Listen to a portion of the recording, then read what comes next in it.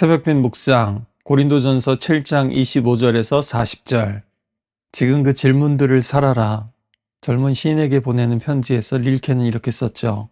마음속에 풀리지 않는 문제나 불안을 억지로 풀려고 하지 말고 자물쇠로 잠긴 방이나 낯선 언어로 된 책을 대하듯이 그렇게 인내심을 갖고 대하라는 뜻입니다. 사도 바울은 단호하게 하나님의 뜻을 전하면서도 또한 겸손하게 인내심을 가지고 그 질문들을 품고 하나님의 뜻을 분별하려고 했습니다. 그래서 처녀들에 관해서는 주님께 받은 계명이 없지만 사도로서의 자신의 생각을 또한 밝힙니다. 우리 신앙의 문제, 선택의 문제에는 옳고 그른 또 선과 악의 문제들이 많이 있습니다. 그러나 어떤 경우에는 둘 다 허용되고 나쁘지는 않은데 어떤 것이 더 이 상황에서 지혜롭고 나은가를 고민해야 될 때가 있습니다. 특히 바울 서신의 많은 부분은 각 지역과 교회마다 다른 현실들이 있고요. 복잡하게 꼬인 관계들 가운데서 사도 바울이 목회적으로 분별하면서 하는 말이 많습니다. 그래서 때로는 이 교회와 저 교회 하는 초점과 강조점이 다를 때가 많이 있습니다. 그것을 유념해야 됩니다. 또 결혼과 독신의 문제가 그렇습니다. 결혼이 죄가 아니고요. 또 독신이 절대적인 명령도 아닙니다. 바울은 그 시대와 그 교회에 맞는 그 하나님의 뜻을 분별하며 명령이 아니라 권면을 하고 있습니다. 우리 믿음의 문제에는요, 어떨 땐 분명히 정답이 있는 문제들이 있고요. 어떤 경우에는 고민하면서 분별해야 되는 문제들이 있습니다. 또 그렇게 각 교회의 지도자들과 또 성도들의 관계가 진정한 목양의 관계가 되어야 합니다. 바울은 현재의 환난 때문에 사람이 그냥 지내는 것이 좋다고 합니다.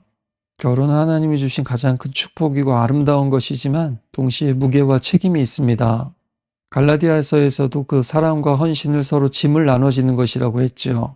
결혼을 하면 책임이 더해지고 때로는 신경 쓸 일이 많아지고 돌봐야 될 사람들도 또 기쁨도 크지만 염려와 생각도 많이 따라 붙습니다. 그래서 죄 짓는 것은 아니지만 육신에 고난이 있을 거라고 나는 너희를 아끼노라 라고 합니다. 정말 현실적이고 정직한 말씀입니다.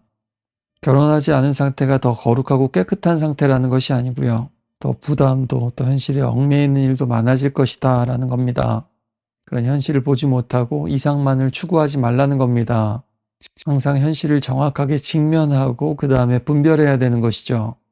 또 내가 속히 오리라는 예수님 말씀처럼 때가 단축되었으니 안에 있는 자들은 없는 자같이 우는 자들은 울지 않는 자같이 기쁜 자들도 기쁘지 않는 자같이 매매하는 자들은 없는 자같이 세상 물건을 쓰는 자들은 다 쓰지 못하는 자같이 하라고 합니다. 왜냐하면 이 세상의 외형은 다 지나간다고요. 현실을 외면하라는 말씀도 무책임하게 살라는 말씀도 아닙니다. 우리 가정도 감정도 경제활동도 다 무시할 수는 없는 것이죠. 핵심은 이것을 절대화하지 말고 궁극적인 것처럼 붙들지 말라는 겁니다. 마치 오스카 와일드가 냉소주의자는 모든 것의 가격은 알지만 아무 것의 가치도 모르는 사람이다 라고 말한 것처럼요. 우리는 세상에 살면서 또 세상에 주어진 것들을 잘 누리고 사용해야 하지만 세상의 가격표가 아니라 하나님이 말씀하시는 가치를 따라서 사는 겁니다. 우리는 자꾸 현재 상태를 절대화합니다. 내 가정이 전부인 것처럼, 내 슬픔이 영원한 것처럼, 지금의 기쁨이 영원히 갈 것처럼, 또 내 소유가 나를 지켜줄 것처럼 생각합니다. 그러나 곰곰이 생각해보면 우리도 알고 있습니다. 이 세상의 것들은 다 변하고 지나갑니다. 좋은 것들뿐만 아니라 좋지 않은 것들도요. 예수님이 다시 오실 것을 바라보면서 산다라는 것은요. 현재에 집중하면서도 현재를 절대화하지도 않는 겁니다.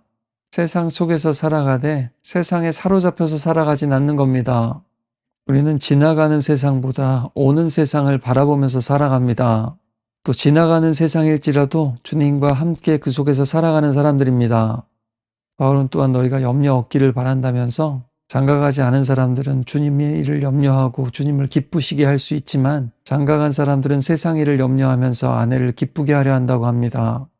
결혼한 사람이 배우자를 기쁘게 하고 가정을 돌보는 것은 죄가 아니라 정당한 책임이죠. 여기서 바울이 말하고 싶은 것은 산만해지고 집중하지 못하는 모습입니다. 반면에 독신은 관계적으로나 시간적으로나 물리적으로나 더 단순하게 집중할 수 있는 가능성이 높은 것은 사실이죠. 그러나 결혼이든 독신이든 절대화할 것이 아니라 각자의 상황과 부르심에 따라서 분별하라는 겁니다. 그리고 각자의 상황에서 어떻게 하면 덜 흐트러지고 더 집중해서 하나님을 섬길 수 있을지 고민하라는 겁니다. 바울은 다시 한번 강조합니다. 결혼은 죄가 아니고 사랑도 죄가 아닙니다. 독신의 삶도 부족이나 결핍이 아닙니다. 바울은 과부의 문제를 다루며 마무리합니다. 바울은 아내가 남편이 살아있는 동안은 매여 있지만 남편이 죽으면 자유롭게 재혼할 수 있다라고 말하면서 대신에 주 안에서만 하라고 제안합니다. 여기서도 중요한 것은 결혼하느냐 안 하느냐의 문제보다 주 안에 있느냐 아니냐의 문제입니다. 오늘 말씀을 전하면서도 참 감사합니다. 우리 교회에는 자녀들을 다 키우셨든지 아직 자녀가 어려서 육아로 버겁든지 또 결혼한 장년이든지 결혼하지 않은 청년이든지 흐트러짐 없이 주님께 집중하며 예배하고 또 섬기는 이들이 많이 있습니다. 그럼에도 불구하고 서로 힘들 때가 있을 것입니다. 그럴 때마다 서로 짐을 나눠지면서 또 서로 격려하며 또 세워주며 나아갔으면 좋겠습니다. 또 주변을 둘러보며 도전받고 선한 자극을 받으실 수 있길 바랍니다. 관심을 가지고 둘러보신다면 반드시 그렇게 되실 겁니다.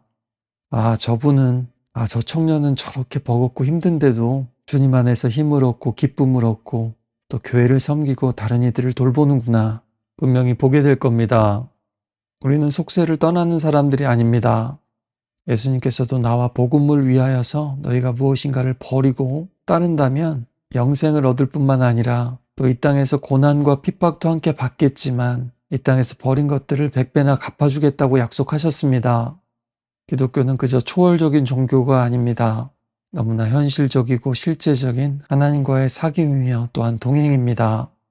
오늘 사도 바울이 말씀 안에서 성령 안에서 이렇게 분별하면서 그들에게 조언한 것처럼 우리도 이 말씀을 받고 순종할 뿐만 아니라 또 풀리지 않는 질문들도 하나님 앞에 늘 가져가고요. 또 복잡한 현실과 관계 속에서 지혜롭게 하나님의 뜻을 분별하며 사람들을 주의 길로 인도할 수 있는 하나님의 사람들이 되었으면 좋겠습니다.